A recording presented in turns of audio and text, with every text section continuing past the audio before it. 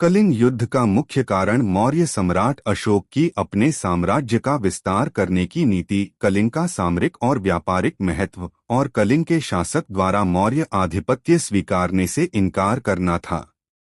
मुख्य कारण अशोक का साम्राज्य विस्तार। अशोक अपने साम्राज्य को पूरे उपमहाद्वीप पर फैलाना चाहता था और कलिंग एकमात्र स्वतंत्र राज्य बचा था।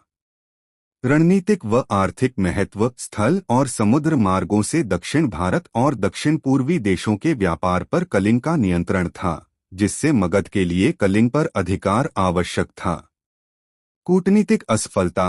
अशोक ने कलिंग को शांतिपूर्वक साम्राज्य में मिलाने का प्रयास किया, लेकिन कलिंग शासक ने मना कर दिया।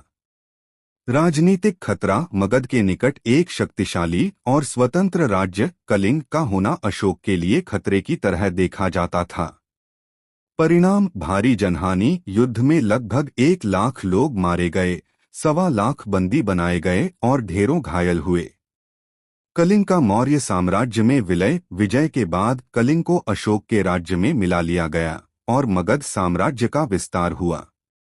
अशोक का हृदय परिवर्तन। रक्तपात और बर्बादी देखकर अशोक ने युद्ध नीति त्याग दी, बौद्ध धर्म अपना लिया और अहिंसा, सत्य और दया के मार्ग पर चलने लगे।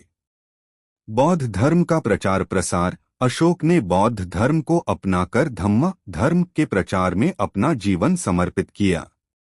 मौर्य साम्राज्य में बदलाव। युद्ध के बाद सैनिक नीति की जगह अहिंसा को महत्व देने के चलते मौर्य साम्राज्य का पतन भी आरंभ हो गया।